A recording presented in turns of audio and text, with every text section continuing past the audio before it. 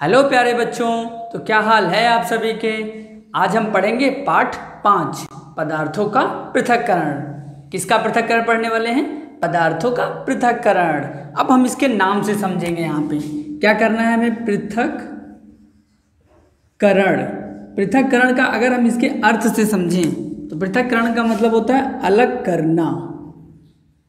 अलग करना, किसको अलग करना? जैसे हमारे पाठ का नाम है पदार्थों का पृथक्करण। अब कौन से पदार्थ का पृथक्करण है?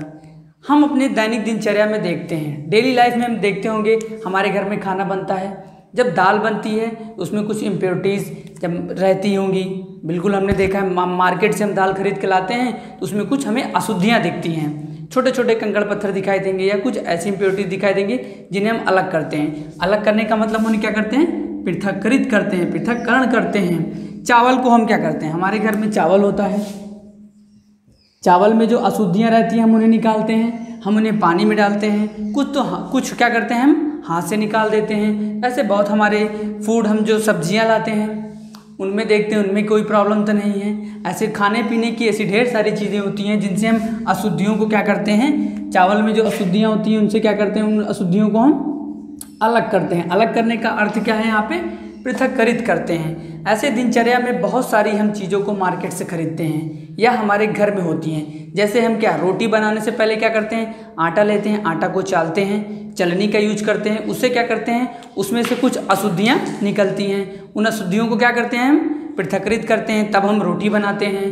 दाल में भी इसी तरीके से हमने किया, चावल में भी इसी तरीके से किया, सब्जी में भी हम इसी तरीके से देखते हैं। जो भी मार्केट से लाते हैं, हम दलिया लाते हैं, दलिया बनवाते हैं, या हम खुद से हाथ से भी बना सकते हैं। मार्केट से जब हम दलिया खरीदते हैं तो क्या करते हैं? उसमें जो अशुद्धियाँ रहती हैं उसे तो हाथ से निकालते हैं या हम पानी में डिप करके निकालते हैं। आपने देखा होगा ऐसा मम्मी को करते वक्त किचन में, या आपने खुद से जब किचन में किया होगा कभी काम तो देखा होगा कि दाल में हम अशुद्धियों को कैसे निकालते हैं। तो वही अशुद्धियाँ निकालना क्या कहलाता है? हमारा पृथक्करण। बिल्कुल। अब हम ये देखेंगे कि ये अशुद्धियाँ, मतलब जो पदार्थ में अशुद्धियाँ होती हैं, वो मतलब कहने का कि ये जो पृथक्करण होता है ये कितने प्रकार का होता है? हमारा पृथक्करण 4 प्रकार का होता है। पहला है हमारा हस्तचयन, दूसरा हमारा क्या है?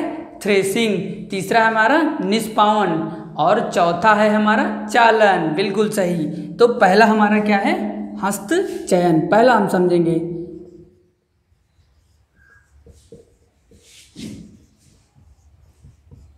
हस्तचयन प्रक्रिया। अब जैसे इसके नाम से ही हमें समझ में आ रहा है, पहला हमारा क्या है? हस्तचयन। हस्त का मतलब यहाँ पे होता है हाथ, चयन का मतलब होता है अलग करना, पृथक्कृत करना, उसे चुनकर अलग करना।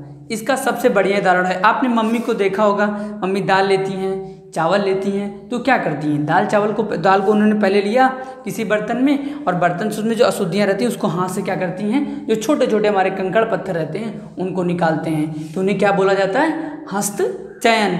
चावल में हमने देखा है, चावल लेने से पहले क्या करते हैं? हम उसे चावल को पहले पात्र में लेंगे और उसे देखेंगे, वहाँ छोटे छोटे कंकड़ पत्थर होंगे, छोटे छोटे कीड़े दिखाई देते हैं, उन्हें क्या करते हैं? हम हाथ से बाहर निकाल देते हैं। तो इस तरीके के पृथक्करण को क्या बोला जाएगा? हस्तचयन पृथक्करण। अब हमारा दूसरा क्या है? थ्रेसिंग। दूसरा हमारा थ्रेसिंग है। थ्रेसिंग तो हम अपने दैनिक दिनचर्या में देखे ही हैं। दूसरा हमारा क्या है? थ्रेसिंग। थ्रेसिंग प्रक्रिया 2 तरीके से होती है। पहले तो हाथ से की जाती थी, बट अब वर्तमान में क्या है?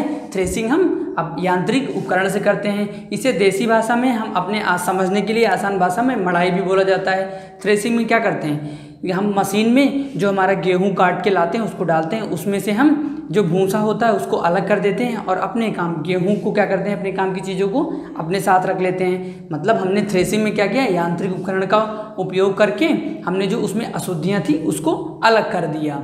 ऐसी प्रक्रिया हमारी क्या कहलाती है? थ्रेसिंग कहलाती है। अब तीसरा है हमारा निष्पावन। कौन सा है हमारा? निष्पावन। यह बहुत ही इंटरेस्टिंग और बहुत ही मज़ेदार प्रक्रिया है। इससे क्या करते हैं? इससे हम जो हमारे पदार्थ होते हैं उसमें जो अशुद्धियाँ होती हैं उसको निष्कासित करते हैं। तो निष्पावन प्रक्रिया में क्या होता है? एक व्यक्ति होता है, और वो क्या करता है, जो उसके पास पदार्थ होता है उसको लेता है और जिस दिशा में, जैसे हवा चल रही हमारी इस डायरेक्शन में, तो वो क्या करेगा, ऐसे ही हवा की दिशा में अपने पदार्थ को गिराएगा, किसी पात्र में भरकर उसे नीचे की तरफ गिराएगा। तो उसमें जो अशुद्धियाँ होती हैं हल्की रहती हैं, अशुद्धियाँ उड़ के दूर चली जाती हैं और हमारा पदार्थ जो होता है वो नीचे गिर जाता है। तो ऐसी प्रक्रिया को क्या बोलेंगे, निष्पावन। तो बच्चों समझ में आया कि नहीं? बिल्कुल। अब हम बढ़ते हैं अपने आगे की तरफ। तो हमारा नेक्स्ट है चालन। पृथक्करण की अगली विधि कौन सी है हमारी? चालन। बहुत ही मज़ेदार विधि है। चालन हम सब ने देखा है, मम्मी हमारी क्या करती हैं, डेली रोटी बनाती हैं कि नहीं? बिल्कुल देखा है। उसमें क्या करती हैं, चलनी का प्रयोग करती हैं। चालन प्रक्रिया में चलनी का प्रयोग करके अशुद्धियों को क्या किया जाता है, बाहर निकाला जाता है। हम आटा मार्केट से खरीद के ले आते हैं या चक्की से जब हम आटा लेके आते हैं तो उसमें क्या करती हैं, रोटी बनाने से पहले चलनी से हम क्या करते हैं, उसमें अशुद्धियाँ बाहर निकाल देते हैं और आटा को अलग कर लेते हैं। तो ऐसी प्रक्रिया क्या कहलाती है हमारी?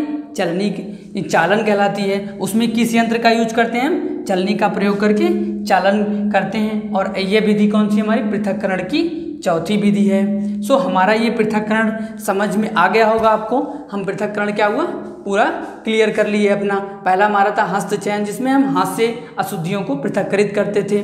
दूसरा हमारा थ्रेसिंग, ये भी हाथ से होता था, बट अभी वर्तमान समय में क्या हुआ, थ्रेसिंग के लिए हम यांत्रिक उपकरण का प्रयोग करते हैं। तीसरा हमारा निष्पावन है, इसमें हम हवा की दिशा में अपने पदार्थों को क्या करते हैं, गिराते हैं नीचे और उससे अशुद्धियाँ उड़कर दूर चली जाती हैं। चौथा हमारा चालन है। चालन में हम क्या है, चलनी का प्रयोग करते हैं। इसका सबसे अच्छा उदाहरण है आटे को चालना। उससे हम अशुद्धियाँ निकाल करके क्या करते हैं, आटा रोटी बनाते हैं। सो ये हमारा क्या हुआ, पृथक्करण की विधि है।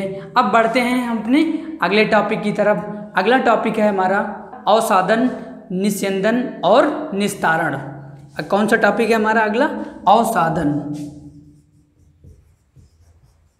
अवसादन, पहले हम समझेंगे अवसादन क्या होता है। अवसादन बहुत ही आसान है। जैसे कि हमने देखा होगा कभी कभी क्या होता है कि जो धूल मिट्टी, जब हमारे किसी, जैसे हमने दाल खरीद के ले आए हैं या चावल है, हमें उसे उबालना है और उसमें जो अशुद्धियाँ हैं वो धूल मिट्टी की रूप में हैं। तो ऐसे इस तरीके की अशुद्धियों क्या करते हैं, हम पानी में क्या करते हैं, हम एक बाल्टी लेते हैं और हमने क्या किया, चावल को उसमें डाल दिया और हमारा जो पदार्थ होगा वो नीचे की तरफ बैठ जाएगा और अशुद्धियाँ क्या होंगी, ऊपर दिखाई देंगी। तो इस प्रक्रिया को क्या कहते हैं, अवसादन कहते हैं। और दूसरा हमारा है निस्तारण। क्या है? निस्तारण।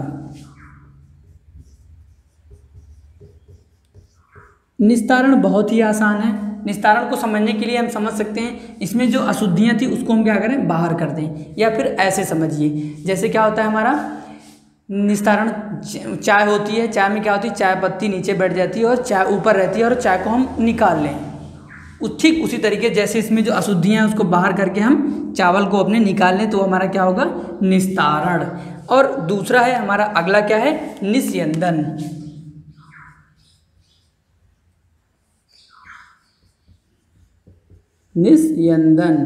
निस्यंदन बहुत ही आसान है। जैसे हम सब ने देखा है, हम क्या करते हैं, जब चाय बनाते हैं तो हम क्या करते हैं, पहले चाय पत्ती नीचे रहती है और चाय हमारी ऊपर रहती है। अगर हम चाहें तो चाय को अलग कर लें और बिना छन्नी के, बट क्या होगा, चाय पत्ती, उसमें कुछ इम्प्योरिटीज चाय पत्ती चली जाएगी। उसमें हम क्या करते हैं, छन्नी का प्रयोग करते हैं। किस लिए करते हैं, जिससे कि चाय की जो पत्ती है वो पूरा अलग हो जाए। सो निस्यंदन जो प्रक्रिया होती है, इसमें किसका प्रयोग करते हैं, एक फिल्टर पेपर या छन्नी का प्रयोग करते हैं। अगर अपने इसे दैनिक दिनचर्या से जोड़ेंगे तो हमारा चाय को छानना क्या कहलाता है, निस्यंदन कहलाता है। और निस्यंदन से हम चाय की पत्ती, जो हमारी अशुद्धि होती है चाय में, उसको दूर कर देते हैं। तो ये प्रक्रिया हमारी निस्यंदन कहलाती है।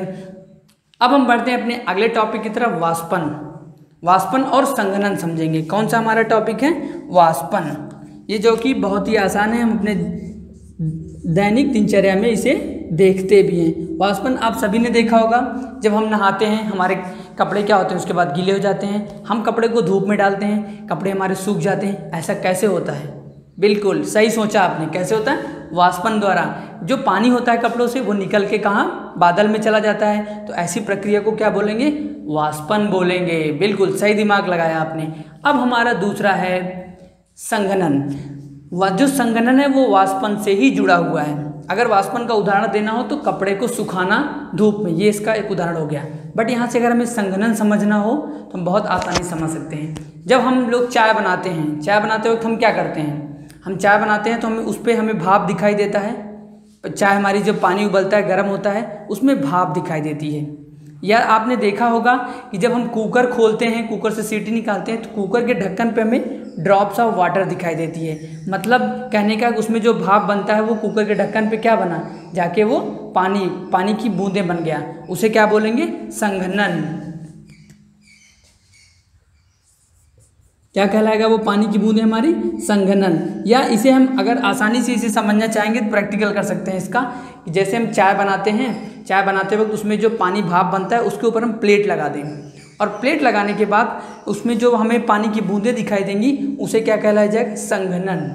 और इसी से हमारा अगला टॉपिक जुड़ा हुआ है कि हम पानी में नमक कैसे, समुद्र से कैसे नमक हम बनाते हैं, वहाँ से कैसे नमक निकाला जाता है। बहुत ही इजी और बहुत ही मज़ेदार टॉपिक है। जो समुद्र होता है हमारा, समुद्र के किनारे पे, जैसे हमारा बहुत बड़ा ये समुद्र है, बड़ा सा हमारा क्या है, समुद्र है। और समुद्र के किनारे क्या करते हैं, इधर साइड में हम एक ऐसे छोटा सा एक बड़ा सा ऐसे बांध टाइप का बना दिया जाता है और पानी को रोक लिया जाता है। जैसे यहाँ पे एक ऐसे ऊंचा कर दिया गया मिट्टी से किसी चीज़ से, और यहाँ पे एक छोटा सा सेक्शन बना के पानी को रोक लिया गया।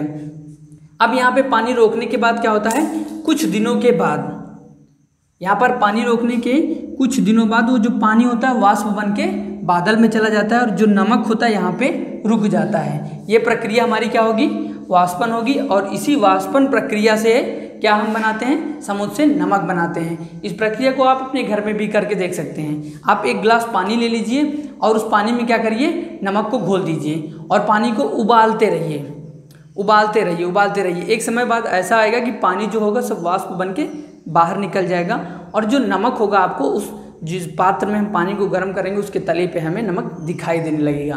तो ये प्रक्रिया हमारी किससे संबंधित है, वाष्पन से। और वाष्पन से ही हमारा संघनन क्या है, संबंधित है। कहने का अर्थ है कि हमारे जो चैप्टर के टॉपिक्स हैं वो पृथक्करण से लेकर ये वाष्पन, संघनन सब एक दूसरे से जुड़े हुए हैं। अब हम बढ़ते हैं अपने अगले टॉपिक की तरफ। अगला टॉपिक है कि क्या जल किसी पदार्थ की कितनी भी मात्रा को घोल सकता है। तो इसका अगर हम एक आंसर में हमें जवाब देना हो तो नहीं। कैसे, इसको हम बहुत आसानी समझ सकते हैं। आप एक ग्लास ले लीजिए और उसमें ग्लास में पानी भर दीजिए, और पानी भरने के बाद उसमें एक चम्मच लीजिए और चीनी या नमक भी ले सकते हैं। मान लीजिए हमने चीनी लिया तो हमने नमक में क्या डालेंगे, चीनी को डालेंगे और उसे क्या करेंगे, घोलेंगे। एक चम्मच डाले, फिर से हमने डाला, घोलेंगे, फिर से हमने डाला, घोलेंगे, फिर से डाला चीनी को, घोलेंगे। घोलते रहिए आप इसको, थोड़ी देर तक करते रहिए, 1 घंटे तक आप चीनी उसमें डालते रहिए। एक समय ऐसा आएगा कि ये जो ग्लास में चीनी घुलना बंद हो जाएगी, पानी के अंदर चीनी घुलना बंद हो जाएगी, थोड़ी थोड़ी घुलेगी। फिर उसके बाद होगा एक समय थोड़ा सा भी चीनी नहीं घुलेगी, क्योंकि उसमें जब चीनी घुलना बंद हो जाएगी तो ऐसी अवस्था को क्या बोलते हैं, संतृप्त अवस्था। संतृप्त अवस्था, जब चीनी घुलना पानी में क्या हो, बंद हो जाए, तो ऐसी अवस्था को क्या बोलेंगे, संतृप्त अवस्था। अर्थात कहने का अर्थ है कि पानी में किसी भी पदार्थ को घोलने की एक निश्चित मात्रा होती है। हम अनिश्चित मात्रा तक किसी भी पदार्थ को पानी में नहीं घोल सकते हैं। तो आई होप प्यारे बच्चों आपको सब समझ में आ गया होगा। फिर भी कोई डाउट है तो आप कमेंट सेक्शन में हमसे अपना डाउट ज़रूर पूछें। अगर आपको नोट्स चाहिए तो डिस्क्रिप्शन में टेलीग्राम चैनल का लिंक दिया गया है, तो वीडियो को लाइक करें और अपने दोस्तों के साथ ज़रूर शेयर करें ऐसी अच्छी चीज़ों को। और इसका हम प्रैक्टिकल वीडियो भी बहुत जल्दी बनाएंगे, आपको प्रैक्टिकल वीडियो भी मिलेगा। तो मिलते हैं अगले वीडियो पे, तब तक के लिए बाय बाय बच्चों।